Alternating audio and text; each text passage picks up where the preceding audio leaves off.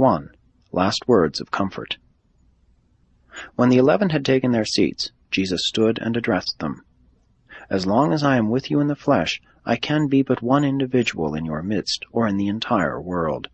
But when I have been delivered from this investment of mortal nature, I will be able to return as a spirit indweller of each of you, and of all other believers in this gospel of the kingdom. In this way the Son of Man will become a spiritual incarnation in the souls of all true believers. When I have returned to live in you and work through you, I can the better lead you on through this life and guide you through the many abodes in the future life in the heaven of heavens. Life in the Father's eternal creation is not an endless rest of idleness and selfish ease, but rather a ceaseless progression in grace, truth, and glory. Each of the many, many stations in my Father's house is a stopping place, a life designed to prepare you for the next one ahead. And so will the children of light go on from glory to glory until they attain the divine estate wherein they are spiritually perfected, even as the Father is perfect in all things. If you would follow after me when I leave you, put forth your earnest efforts to live in accordance with the spirit of my teachings and with the ideal of my life, the doing of my Father's will. This do instead of trying to imitate my natural life in the flesh, as I have, perforce, been required to live it on this world. The Father sent me into this world, but only a few of you have chosen fully to receive me. I will pour out my Spirit upon all flesh, but all men will not choose to receive this new teacher as the guide and counselor of the soul. But as many as do receive him shall be enlightened, cleansed, and comforted. And this Spirit of truth will become in them a well of living water springing up into eternal life. And now, as I am about to leave you, I would speak words of comfort. Peace I leave with you, my peace I give to you. I make these gifts not as the world gives, by measure. I give each of you all you will receive. Let not your heart be troubled, neither let it be fearful. I have overcome the world, and in me you shall all triumph through faith. I have warned you that the Son of Man will be killed, but I assure you I will come back before I go to the Father, even though it be for only a little while. And after I have ascended to the Father, I will surely send the new teacher to be with you, and to abide in your very hearts.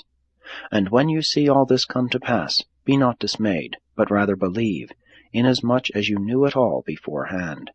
I have loved you with a great affection, and I would not leave you, but it is the Father's will. My hour has come. Doubt not any of these truths, even after you are scattered abroad by persecution, and are downcast by many sorrows. When you feel that you are alone in the world, I will know of your isolation, even as, when you are scattered every man to his own place, leaving the Son of Man in the hands of his enemies, you will know of mine. But I am never alone. Always is the Father with me. Even at such a time I will pray for you. And all of these things have I told you, that you might have peace, and have it more abundantly. In this world you will have tribulation, but be of good cheer. I have triumphed in the world, and shown you the way to eternal joy and everlasting service. Jesus gives peace to his fellow doers of the will of God, but not on the order of the joys and satisfactions of this material world. Unbelieving materialists and fatalists can hope to enjoy only two kinds of peace and soul comfort. Either they must be Stoics, with steadfast resolution determined to face the inevitable and to endure the worst, or they must be optimists, ever indulging that hope which springs eternal in the human breast, vainly longing for a peace which never really comes. A certain amount of both Stoicism and optimism are serviceable in living a life on earth, but neither has aught to do with that superb peace which the Son of God bestows upon his brethren in the flesh. The peace which Michael gives his children on earth is that very peace which filled his own soul when he himself lived the mortal life in the flesh and on this very world. The peace of Jesus is the joy and satisfaction of a God-knowing individual who has achieved the triumph of learning fully how to do the will of God while living the mortal life in the flesh. The peace of Jesus' mind was founded on an absolute human faith in the actuality of the Divine Father's wise and sympathetic overcare. Jesus had trouble on earth. He has even been falsely called the Man of Sorrows.